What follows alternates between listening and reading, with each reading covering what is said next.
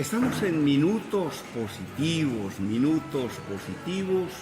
de mi emisora Positiva Estéreo y el canal de YouTube. Darío Martín Ibarra Cantero, joven periodista de ABC Color, Asunción, Paraguay, y lo tenemos acá en Marruecos. Darío, muchas gracias por aceptar la invitación de Positiva Estéreo y de mi canal de YouTube. Por favor, Román, el gusto es mío. Muy amable. Bueno, vamos a ir de una vez. Los medios masivos de comunicación deben acompañar, deben distraer, deben informar, deben inspirar, deben motivar, pero serán mucho más completos cuando enseñen. Y una frase, un dicho, un proverbio, una expresión es algo que enseña mucho. Por eso esta sección se llama las frases, los dichos, los proverbios que encontró nuestro personaje que le gustaron y que quiere compartir. ¿Cuál es la primera? Bueno, tengo varios. Voy a traer una que está muy ligada a mi país, a la cultura de mi país, porque Ladislao Kubala, exjugador, en su momento fue entrenador de la selección paraguaya, un breve tiempo, en 1995, y fijaba horarios para los entrenamientos de la selección. Y él fijaba horario y los jugadores no llegaban al horario que él fijaba. Y un día se enoja, no permitió, no dio mucho tiempo o espacio a que el paraguayo vaya haciendo de las suyas. Y dijo, este es el único país de Sudamérica que tiene dos horarios, la hora reloj y la hora paraguaya. Y desde ahí ha quedado, porque algo que caracteriza al paraguayo es ser impuntual. Y no olvidamos nunca a Kubala y su frase de: cuando alguien te cita a un horario, el paraguayo pregunta, ¿hora reloj o hora paraguaya? Porque somos de llegar tarde. Si el paraguayo te dice llego a las 12, no llega a las 12. No todos son así, no todos. Pero es algo de la cultura y siempre recuerdo la frase de Kubala y menciono la frase de Kubala en o es la hora paraguaya o es la hora reloj. Sí, muy bueno. El tiempo, ¿no? Un día le preguntaron a Balzac, ¿qué es el tiempo? Y dijo, el tiempo es la vida misma. Y hay gente a la que usted le dice, ¿qué está haciendo? Por lo menos en Colombia, y contesta, aquí matando el tiempo. Es decir, matando prácticamente la vida, ¿no? Y a propósito yo enseño en mis seminarios de ventas que el que llega a tiempo llegó tarde, sobre todo a citas de ventas. El hecho de que usted llegue 15 minutos antes a una cita de ventas no le garantiza que haga el negocio, pero el hecho de que llegue 15 minutos después sí le garantiza que el negocio se perdió. Entonces es mejor llegar temprano, sí. Es decir, llegar con la hora reloj o antes de la hora reloj. Efectivamente. Tenía un profesor ya fallecido, Juan Ángel Gómez, periodista de los medios de Paraguay, un histórico dentro del periodismo paraguayo, decía, antes de la hora no es la hora y después de la hora no es la hora. Ajá. Cuando nosotros íbamos a la facultad, nos decía o trataba de que siempre lleguemos puntuales. Si la cita era a determinada hora, como dices, es mejor llegar temprano, pero sí, antes de la hora no es la hora y después tampoco. Es enfocarnos a ser puntuales. En el que también nos comentó y nos habló mucho de aquella histórica frase de Kubala de la hora paraguaya. Ok. Bueno, otra frase, otro dicho que recuerde, otra reflexión. Yo, en el tiempo en el que vivimos, en el que hay mucha información por todas partes, a veces hasta satura, decía Albert Einstein, cada día sabemos más, pero entendemos menos. Yo creo que hoy estamos viviendo un momento donde no logramos interpretar o aplicar lo que estamos aprendiendo, lo que estamos conociendo. Conocemos, sumamos información, y a veces nos satura y no la terminamos de aplicar como tiene que ser. ¿Y en su opinión eso a qué se debe? Yo considero que por la mala utilización hoy en día también de las redes sociales. Creo que todavía quizás un grupo, un sector no ha aprendido a utilizar, a canalizar la información que existe hoy en día. Antes la tenías en el papel, hace cuestión de 10 años la tenías solamente en el digital, hoy la tenés en todas partes. La tenés en el teléfono, la tenés en el reloj, contando así detalles, pero no sabemos administrar la información. Eso le pasa al periodista y le pasa también al común que va por la calle, que a veces lee algo o tiene una información y no lo entiende, no lo termina de entender o termina preguntando algo que ya está escrito. En Europa, por ejemplo, el consumo per cápita, el consumo por cabeza de libros en un país como Alemania puede ser de 20 libros por persona por año. En Inglaterra puede ser de 21 o 22 libros por persona por año. En Colombia se lee poquísimo, se lee un libro por persona por año. Ahora, hay personas que dicen, pero es que yo leo 8. Sí, es que usted lee el suyo y el de 7 que no lee ninguno. Hablamos de consumo per cápita, es decir, la totalidad de los libros que se venden, y lo que uno ve y lo que dicen las investigaciones es que primero se lee muy poco, pero después no se entiende lo que se lee. Y eso es complicadísimo.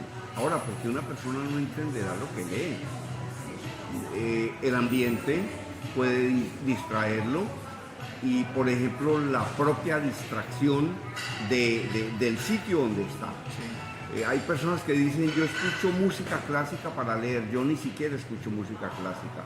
Tengo que concentrarme completamente en lo que estoy leyendo, tengo que subrayar, tengo que parar, tengo que hablar con el texto, y no sé, por eso es que yo no creo en esas cosas que se anuncian de cursos de lectura rápida, donde le dicen a usted, usted va a leer este libro en 15 minutos. Sí, ¿yo cómo hago para leer un libro de Ernesto Sábato, o de García Márquez, o de Kafka, o de Steinbeck, o de London, o de Emily Bront, o de Dostoyevsky en media hora? Si lo que yo amo es la manera como se construye ese texto. Efectivamente. Entonces, es más, yo te sumo un autor paraguayo que vivió un tiempo con la dictadura que sufrimos nosotros, Alfredo Stroessner, hace cuestión de años, en el exilio. No hay línea del libro sin que consultes el diccionario. Sí. Y a veces en la lectura, el que está en un ejercicio sin interpretación o sin querer interpretar, encuentra una palabra que la desconoce y la pasa. ¿Cómo sabes lo que quiere decir la línea o el texto si una palabra, solo una palabra no entendiste, y que puede ser fundamental para comprender la esencia de lo que está escrito o de lo que quiere decir? Eso es algo que también ocurre. Y ocurre que una persona lee una página o dos y dice, yo que leí, tiene que volver a leer. Tiene que volver. Pura falta de concentración. Efectivamente, y más cuando hay actores o personajes que en una página o en un párrafo aparecen 1, 2 o 3 y son mencionados más adelante. Entonces, la concentración, el interés eso me parece un ejercicio fundamental hoy día que a mí me ha enseñado mi padre. En leer un libro, leer un texto, subrayar, sí, sí. Marcar, sí. Buscar en el diccionario la palabra de qué significa, porque es la manera en que estás concentrado, vas a comprender lo que estás leyendo y sin dudas es conocimiento. Total. ¿Y a qué se dedica su padre? Mi padre ha sido docente, como mi madre también, en Paraguay. Así que hemos tenido los hijos una muy buena enseñanza. ¿Y usted hace cuánto es periodista? Yo comencé en el periodismo de muy joven, 13 años. estoy trabajando en el diario ABC Color hace 10, se cumplen 10 años exactamente. ¿Y qué edad tienes? Yo tengo 33 años. Ajá. 33. Y llevo haciendo esto hace muchísimo tiempo, he estudiado esto, he decidido realizar esta carrera y por suerte hoy me ha dado el privilegio de, por ejemplo, estar en Marruecos. Sí. ¿Y a usted qué es lo que más le gusta del periodismo y del periodismo deportivo? Del periodismo deportivo es comunicar. Soy hoy, con todo lo que hemos avanzado en el periodismo, con la tecnología, en el mundo también, me he aplicado al famoso 360. ¿Qué significa 360? Ser un periodista capacitado, apto para todas las plataformas que hoy te entrega el mundo, de escribir para una página que todavía uno lo puede girar, para el papel, de escribir con otros términos para un digital, hacer radio, hacer televisión, estar también en la sintonía de las redes sociales. Y eso lo realizo en el diario ABC Color de Asunción, Paraguay, y es un orgullo porque te permite estar apto para todas las plataformas. Todavía en Paraguay nosotros, y esto creo que va a durar todavía mucho tiempo, no somos dependientes del papel. Leemos en el papel, el periódico, el diario, compramos el diario y lo leemos todavía. Así que tiene sus propios términos, tiene su propia forma de escribir y eso es lo que voy haciendo. Correcto. ¿Alguna otra reflexión, otra frase, algo que escucha, algo que le guste, algo que le enseña? Una frase que siempre la tengo conmigo, que la primera vez que la leí la comprendí mal, la entendí mal. Yo me considero un soñador, sueño siempre. Sueño siempre por la ley de la atracción. Sí. Quiero algo, lo busco, lo trabajo y trato de llegar. A veces llega a mí. Y he leído una frase: el soñador nunca llega. Y cuando la leí por primera vez, me detuve en la frase y no la entendí. O la entendí mal en realidad. La entendí muy mal. Y volví a leer el libro hasta llegar a la frase y luego sí pude entender. ¿Qué significa? Que el que sueña nunca va a tener un techo. El que sueña, cuando llega a un objetivo, se propone otro. Y así sucesivamente. Nunca habrá un techo al sueño que uno desea. Si una persona es ambiciosa, siempre quiere más. Claro. Cuanto más tiene, más quiere. Entonces, nunca llega. Claro. No hay un tope en la vida. Claro. Y efectivamente, cuando yo creía que el soñador nunca llega porque sueña y no ejecuta, no era de esa manera.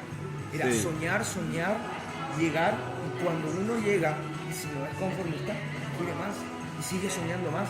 Y no hay un techo, no hay un límite, no hay un fin para eso. Tal vez termina de subir una montaña, comienza la bajada, pero ahí al lado hay otra montaña. Efectivamente. Y quizás Claro. termine el sueño cuando Dios dice, basta. Ahora, ¿usted cómo hace para convertir sus sueños en realidades? Porque un sueño que no se convierte en un plan específico termina convertidos en un ensueño. Porque uno tiene que, de todas maneras, ir ejecutando sus sueños teniendo la certeza absoluta de que va a aparecer otro sueño. Trato siempre de cumplir. He aprendido en la vida que, así como el libro, si vas a leer un libro, terminalo. Y lo he aplicado también en la vida. Si querés cumplir un sueño, si tenés un sueño y querés llegar a ello, hacelo, no te quedes por el camino. Ejecutalo, ve la forma, cumplilo. Siempre he soñado con viajar gracias al periodismo y lo busco, lo pienso, lo trabajo, lo digo. En algún momento voy a viajar, lo quiero, me gustaría hacer esto, quiero viajar a tal sitio, quiero estar en tal lugar, quiero mostrar, quiero comunicar. A mí me ha llegado el viaje a Marruecos, hoy aquí presente, te digo, de la mismísima nada. Un día me han llamado, hay un viaje a Marruecos, te vas. Y yo en plenas vacaciones, a punto de viajar a mis vacaciones, bueno, es lo que siempre quise, es lo que siempre soñé y ahora lo voy a ejecutar. ¿Quién lo llamó? me han llamado de mi medio gracias a la invitación que nos ha dado aquí desde Marruecos. Ajá, excelente. Bueno, y a propósito de Marruecos, ¿cuál es su opinión sobre Marruecos? Yo cada vez que me refiero a Marruecos digo que es un paraíso llamado Marruecos. ¿Usted qué opinión tiene de Marruecos? Cuénteme cosas que haya vivido acá, que haya encontrado, que lo hayan impactado, que le hayan gustado. Bueno, lo primero, que venís a un ecosistema completamente diferente a lo que te cuentan. Parece que hay conflicto, parece que hay guerra, parece que todo está mal, parece que está todo sucio, todo hacia abajo, pero no, uno viene y la realidad es totalmente otra. Lugares ordenados, limpios, gente muy amable, y Marruecos a mí me parece es un país que está en ascenso, que no ha llegado a su techo. Si sueñan, ese soñador creo que nunca va a llegar en algún momento. Marruecos va a ser o va a encaminar a África a ser una superpotencia. Total, total. Bueno, y en temas deportivos, ¿qué ha hecho acá? ¿A qué vino específicamente? Hemos estado en el sorteo de la Copa Africana de Naciones y también hemos recorrido los estadios en los que se jugará el torneo y también la Copa del Mundo en el 2030, que por cierto se comparte. Más allá de que Paraguay recibe un partido conmemorativo, la organización y Marruecos está trabajando con altura para hacerse de estos dos certámenes. ¿Y cómo le ha parecido la comida en Marruecos? Muy rica, la verdad. Y muy abundante, ¿no? Muy rica y muy abundante. Aquí se come bien y se come mucho. Sí. Bueno, muchísimas. Yo tengo la certeza absoluta de que nos vamos a estar viendo en otras ciudades y en otros países y continuaremos con nuestras entrevistas, sus reflexiones finales. Un gusto, un placer y esperemos volver a vernos. Creo que aquí Marruecos todavía tiene mucho que dar. Es una ciudad incipiente en sus deseos de posicionarse en África y en el mundo y tiene mucho para hacer. No había escuchado mucho el término de 360, lo comprendo en este momento, y de todos esos medios, ¿cuál es el que más le gusta? El digital, escribir. Escribir, Sí. más que la televisión, más que hablar. Más que la televisión.